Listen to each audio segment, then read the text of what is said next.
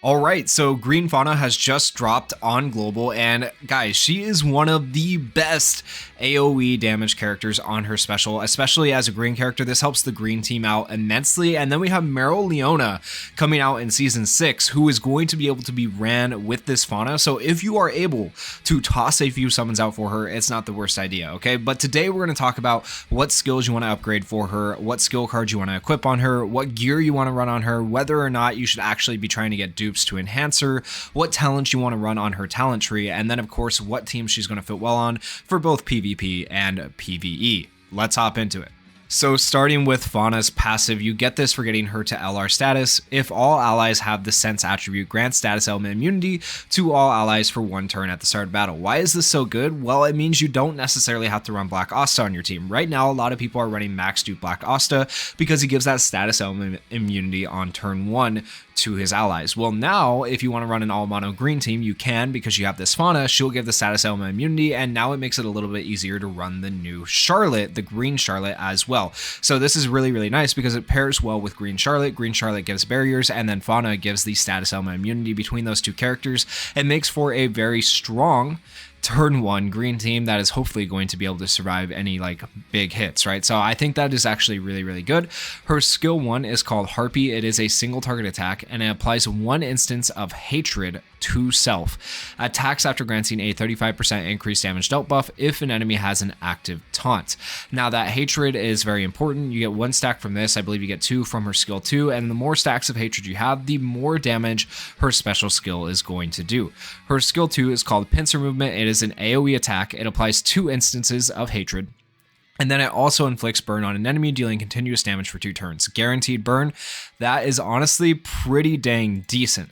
And then for her special skill is called Salamander's Roar. It is another AoE attack, the hardest hitting AoE attack in the game, besides like Asta's anti-magic, of course, which is just in a league of its own. But like if you want a character who can hit really, really hard, this is your character, okay?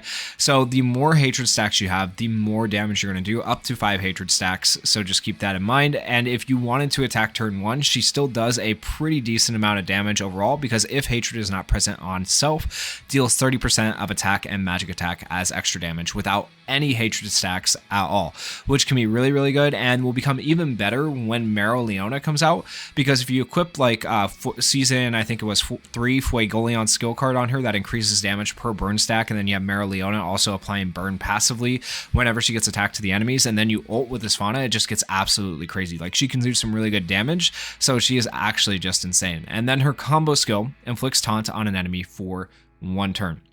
That's pretty decent for a combo skill, so you can choose to taunt if you want. Now, in terms of upgrade priority, it's pretty simple. You're going to go for the special skill first because it has the most amount of damage that you can get. It's an AoE attack. Then you're going to go for skill 2 because it's another AoE attack. Then you go for skill 1, right? And then combo skill last, because realistically, you're probably going to be using the combo skill the least because you want to use skills 2 and 1 to get her hatred stacks up, and then you want to use the special skill whenever you can to just nuke the enemy team. So once again, upgrade priority, special, skill 2, skill 1, combo skill. Now, in terms of skill cards, there are a couple of different skill cards you can equip on her. Right now, I do have Breath of Darkness. I will actually probably switch this out for another skill card down the road, but let's talk about the potential skill cards you can equip on this character. Fauna's skill card is called Salamander's Power, and what it's going to do is, if afflicted with Taunt or Enhanced Taunt, there is a 40 to 100% chance to grant a 20 to 40% increased damage dealt buff for 1 turn. But that, I don't really like that because it has the stipulation of being afflicted with taunt or enhanced taunt to actually get that extra damage, right? So it's really not all that good. So her skill card, if you didn't pull it, it's not a big L, right? Like it's just not that great. It does give you the additional effect though, 60% chance to inflict taunt on an enemy for 1 turn when using your skill 2, but like at the same time, you might not want to taunt the enemy, so you might not even want that additional effect. So overall, honestly, her skill card is kind of an L in my opinion, but you could definitely equip it. It just kind of depends on what you're going for. I do think there are better options though. So another one of those options would be like Leopold's skill card right here. It's called Lion's Energy, and why this one is so good is because once again, if you're mainly going to run this Fauna on a mono green team, she's not very good outside of a mono green team, and since you're running her on a mono green team, probably with the new Charlotte, the green Charlotte, then you're going to have barriers. And so what this is going to do is it applies an increased all attack proportionate to your current HP to yourself. So the more HP you have, the more increased all attack you have. 15 to 30% increased all attack, which is really good. That's one of the highest like base amounts for a skill card. So even without having the skill card upgraded, you're going to get a lot of extra attack for having Leopold's skill card equipped, because she is going to probably have max HP because you have the barriers on her turn 1 keeping her safe, right? So this is actually a really good skill card to have on her to maximize your damage with your special skill. There are other options, of course. Another option you could potentially run would be like Pride of the Wizard King, which is Julius's skill card. I know a lot of people, when versatile skill pages came out, might have duped this one out. So what it does is it gains a 10 to 25% increased all attack. That is good for any character, right? So once again, be decent on Fauna, but like you almost have to have it duped out to get that 25%. Otherwise, you're only getting 10% with 1 copy. So once again, Leopold's is going to be a little bit better because you get 15% for having 1 copy of Leopold's. So out of the two, I'd probably run Leopold's over Julius's. The general pool option, or the more free-to-play option, would be Breath of Darkness here. And so Breath of Darkness applies 10 to 20% as well of increased all attack to yourself. So the idea behind the skill cards that you're going to equip to Fauna essentially is just to increase her attack overall, increase how much damage she's going to do. There is one more option, but it won't really be viable until Mereoleona comes out. But then when Mereoleona comes out, it's just going to absolutely probably be the best skill card you can equip to Fauna because it's insane. So this skill card, if you have it max duped, I want to preface that, is going to be the best possible skill card you can equip on Fauna because it's called Intensive Training. It is Fuegoleon's skill card, and what it does is there is a 10 to 100%, like 10% is really bad, right? But if you max dupe it, there is a 100% chance when attacking to gain 25% increased damage per burn affecting the enemy. Okay, that is really good. So basically, Mereoleona will burn all enemies anytime she gets attacked with her passive when you have her at max dupes. And so the enemy team is going to be burning from that. If you were to use skill 2 on Fauna before you use her special, they'll be burning from that as well. And then you go to do your AoE special with Fauna, and you're getting 25% increased damage per burn affecting the enemy with a 100% chance to activate. Bro, that's insane. That's absolutely nuts. That's going to allow Fauna to nuke like a mother. So if you want something that's absolutely going to blow people out of the water, if you ever get the chance to like max dupe this skill card out, it's definitely worth it, especially if you're able to put it on Fauna, because on a mono green team, this is going to be absolutely insane, especially when Mereoleona comes out, who is coming out next season. So there is just so much potential right there. This would be like my #1 recommended skill card if you can get it max duped once again when Mereoleona comes out. But up until then, I would recommend Leopold's skill card, and if you're not able to get this max duped, Leopold's skill card is technically still probably going to be better. So just keep that in mind. Now let's talk about the gear that you want to run on Fauna. So there's a couple different options you can do in terms of sets. What I have gone for is I'm going for an attack set. I feel like that's kind of universal. You're going to want an attack set on an attack character no matter what. But then I'm going for a crit rate set, and I'm also going for a crit damage set. Now you don't have to go for these sets. You could just go for substats that give crit rate and crit damage, and that would be kind of like good enough. And instead you could go for like a mobility and defense set. So you go attack, mobility, defense. But in my case, I want to maximize my damage on Fauna, and I'm not that worried about her dying because I am going to be running her with Green Charlotte more than likely on a mono green team. Once again, I'm probably not going to run her outside of a mono green team, and since I'm running her on a mono green team, I know she's going to have a barrier from turn 1, so I'm not going to worry too much about putting like a half defense set on her, and I'm not going to worry too much about putting a mobility set on her as well, because I feel like it's actually kind of better for Fauna to be a little bit slower than the rest of your team if possible, because you're going to be able to, of course, use the other skills of your other characters before Fauna does her AoE, and that could potentially help you out a little bit. So take that how you will, but this is kind of the build I would recommend for her. I'd recommend going for attack, crit rate, and also crit damage. Crit damage being a very big one. Crit damage can make a big difference in how much you do, but of course to get that extra crit damage you need to land crits, so you want crit rate as well. Then in terms of gear that I put on her, you are going to want to build her for magic attack. So as you can see, I've started building her for magic attack. I just got her today, so obviously this isn't perfect. I don't have all of them 2+12 yet. I don't have all of them rerolled with the exact substats I want, right? But magic attack on most of them. Then I do have one defense piece right here mainly because I didn't actually have the other piece I needed for the crit rate set, but I think I'm going to keep it like this because this isn't bad. I like having one extra defense piece on here to give her a little bit of defense just in case, because like I said, she's probably going to be okay with the barriers, but if not, a little extra defense never hurts anybody, right? So maybe one defense piece and the rest of them be a magic attack. I think that's kind of the way to go. Now, in terms of substats that you're going for on the gear, I would recommend going for crit rate, and I would also recommend going for crit damage, especially if you can get those two things. Those are going to be very, very big. And then the third one I would go for is magic attack. So those are like my top three that I go for. And then if you can get any damage resist in there, in addition to crit rate, crit damage, and magic attack, I feel like damage resist is also good, because if and when the barriers do run out, it would be nice to have her have a little bit of damage resist. That way she can survive up until she gets her immortality, which is kind of interesting. And then as for accessories, I don't really have accessories on her right now, but really just anything that gives you like crit damage or crit rate. So like this one would be good, crit damage right here. This would be good to put on her. So if you got accessories that give crit damage or crit rate, that's kind of what I put on her in terms of accessories. Now, in terms of enhancement, should you guys actually be trying to enhance her or not? Well, they have thrown a lot of stuff at us recently here on Global especially.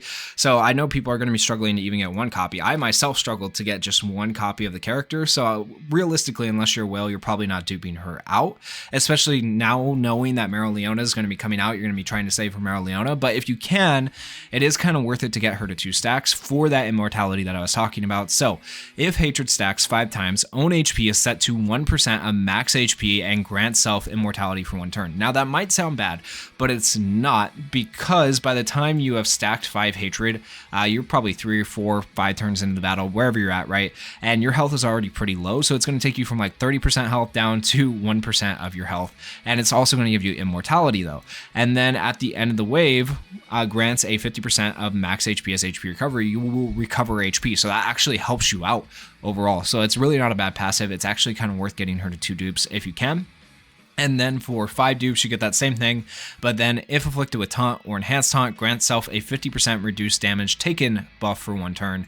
And that does not stack, but like still extra defense is always good. But once again, I don't feel like it's necessary to get her to 5 dupes, because once again, you have the barriers and stuff on her. If you're running her on a mono green team, you probably won't need that damage reduction too often. So I would say 2 dupes is kind of where you want her to be. 5 dupes not necessary, but you definitely could get her there, especially for the extra crit rate, which could be helpful. But just in terms of enhancement, if you can, I recommend getting her to 2 dupes. But some people are going to be struggling to even get her at all. So that's kind of where I'm at on enhancement.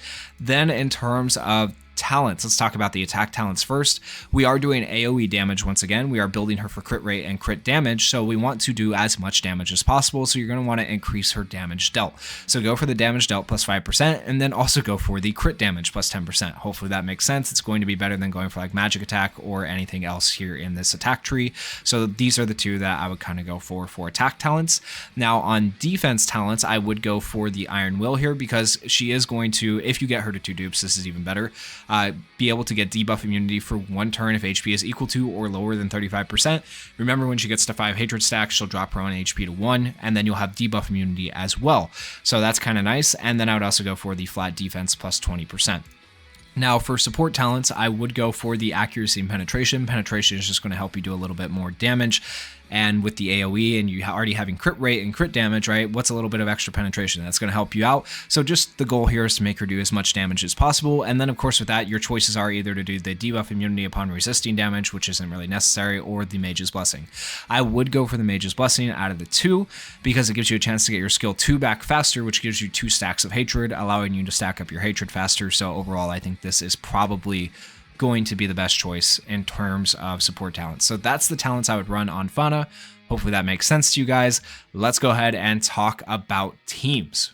So today I'm going to be showing you only mono green teams, and as far as like PvE goes, I said I was going to show you PvE teams, but really like you can run Fauna on any PvE team. You can run her with debuffers, you can run her with supporters, you can run her with literally anyone you want. She's going to be good. She's a damage dealer.